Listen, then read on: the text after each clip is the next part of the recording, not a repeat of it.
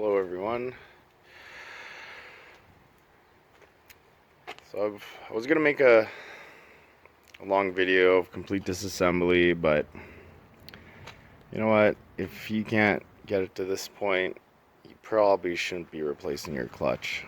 I'm not gonna tell you every bolt you have to undo. It's lots. You can do the clutch without removing the engine. That saves you having to disconnect ACs and all the front end. I have an engine hoist, but yeah, I got a mess of a garage.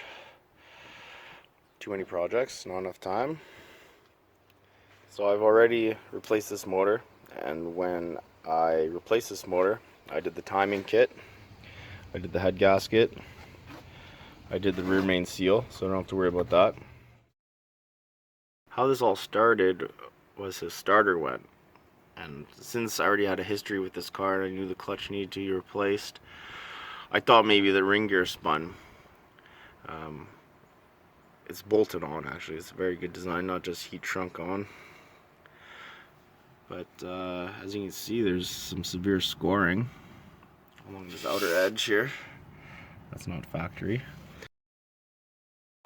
If you look at my other two videos, my other YouTube videos, two brushes are great. You can buy kits at, like in Canada, it's Princess Auto or any machine supplier. This one's worn out as hell. I might actually clip the end off.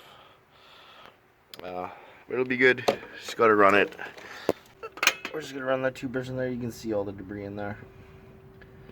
I have better ones, I just can't find them as usual in my mess. So I ran that toothbrush also through the transmission mounts. It's always good to clean out the threads, especially if you expect a torque, if you're going to use a torque wrench. I'm going to reuse the flywheel bolts. They look decent. I'm just going to clean them up slightly. You don't want to go crazy, but the old Loctite, take them off. It's only 128 Newton meters. I'll have to double check that and put it in. I haven't on my phone, but we're just going to do this lightly on the wire wheel and the bench grinder, and then I'll show you the torque sequence, and we'll install that flywheel. So there are two spacer plates, and there's this light bevel. So the one on the inside, the bevel is going to face towards the engine block, and on the outside, the slight bevel is going to face to the transmission side. You're just going to sandwich that inside between the sandwich the flywheel between the two. The one also has, the transmission side one has an inside bevel as well. You can always tell, in case you get them mixed up, you can tell the bolts are clearly seated on this one, and you can tell that's the crankshaft sitting on this side, and that's the flywheel, just from the wear pattern. Plates and the bolt holes are offset, they only fit one way. So what you're going to want to do is mark each one, so you can put them on and then align them properly. So what I'll do is I'll mark each face. Set up here. You don't need a lot of the Loctite. Let's put it on the ends. That's almost even too much, but whatever. It'll just spread out and go through the cap. We're going to place that on there. You're going to need a bar to hold the teeth of the flywheel from turning. Usually I'll stick it between this. Use the plate. There's other ways you can figure it out. I'm going to start all these and then we'll go through the torque sequence. 132 Newton meters. I'll convert that to foot pounds, but it's 132 Newton meters, then convert it to foot pounds. So we got the first one in there. Just line those ends up. Put the rest in, hand tighten them down, then we'll do the torque sequence. We got all of them hand tightened. Now we're gonna put our pry bar against some teeth somewhere. We're gonna torque them down in the sequence, just like a tire here, across, across, across, across, across, across. Yeah, I hate my life. So what you're gonna find out is those are really shallow heads. You just get someone to help you. I don't know why I always put myself through this. My back. And it's raining. It's awesome. Yeah, that's the Manitoba forest. So now you're gonna do the same thing with your pressure plate bolts. Wire wheel them. Put a little bit of Loctite. You actually don't have to on these. They're only 18 Newton meters. You're going to clean your pressure plate. So next you're going to take your clutch plate. As you can see, there's a thick side and a thin side. Sometimes they'll mark it. This is unmarked. The thin side's going to go to the flywheel. So you're going to put your tool in there like that. This is going to slide in. Try to line this up through my camera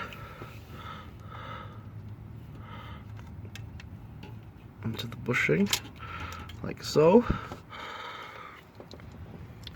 You're going to put your pressure plate over that, and there are pins, alignment pins. And then you're going to do this, there are alignment pins.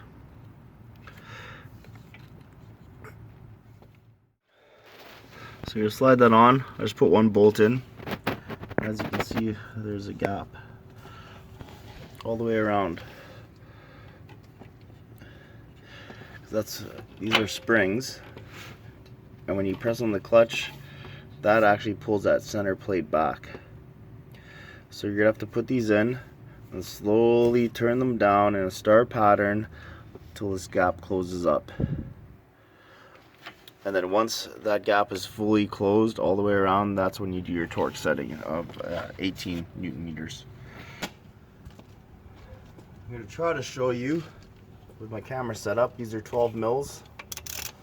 Just going to go a couple turns each one.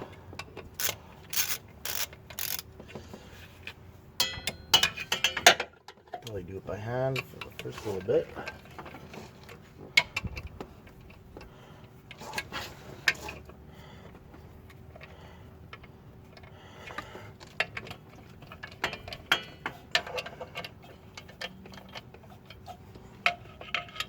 You don't have to be that specific in the star pattern. You just want to evenly tighten them.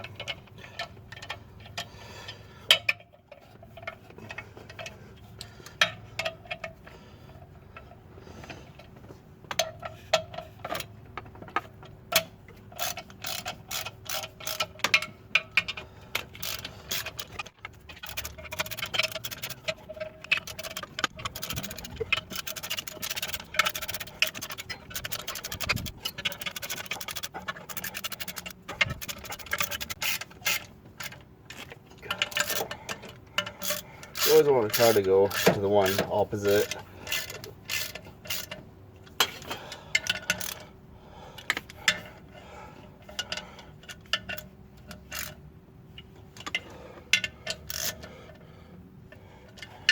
Okay, so now we're going to do the 18 Newton meters, the star pattern. Take out my smaller torque wrench.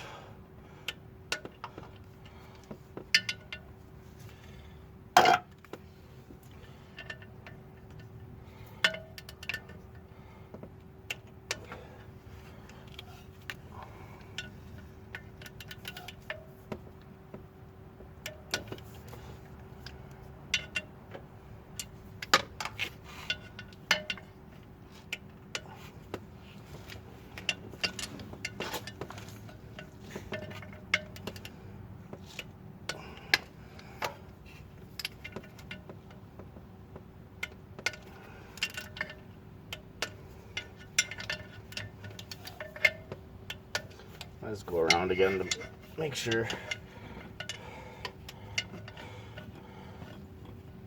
18.8 is not a lot.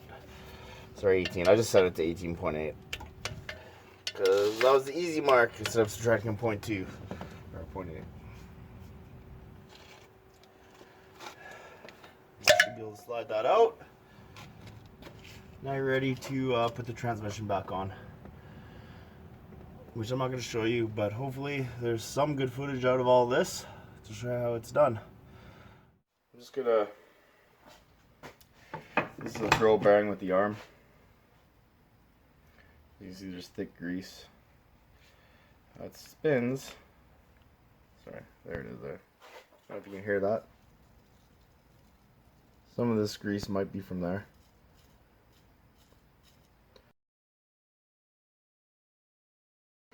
The only thing that holds this in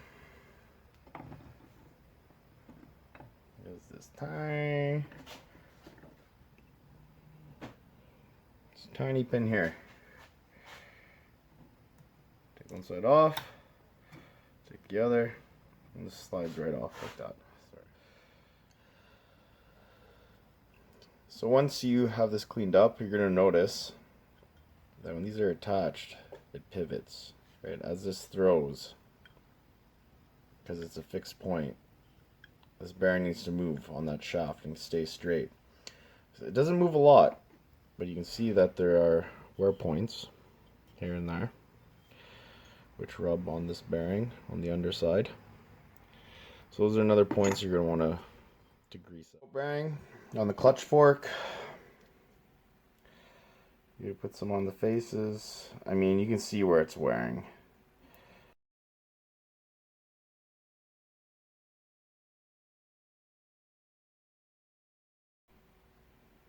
Looks like it came with a new lock pin, so that's nice. And you can put some on the inside here, just because we're going to save a little bit for the splines of the input shaft of the transmission. This is going to be a very high heat.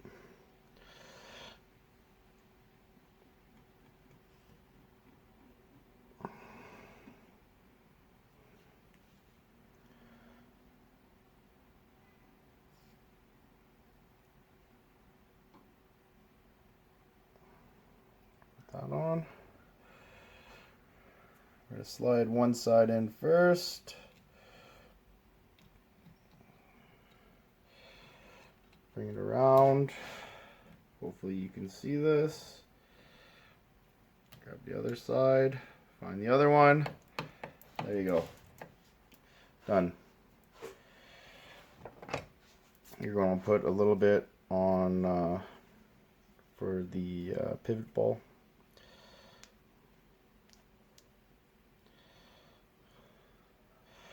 That'll spread out. That's a lot. And we're going to install the transmission. From the inside. Sorry, I greased that shaft.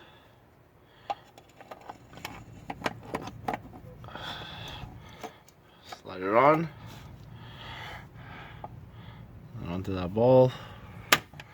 Snapped in. There you go. Well, I hope I'm gonna install this transmission now. Get it mounted at least on the one mount, and hopefully I'll be able to edit this video so you guys can find some useful information. Like and subscribe, or just don't. Thumbs up, or don't. And then yeah, maybe I'll make another video of something cool. Maybe you'll learn something, maybe you won't.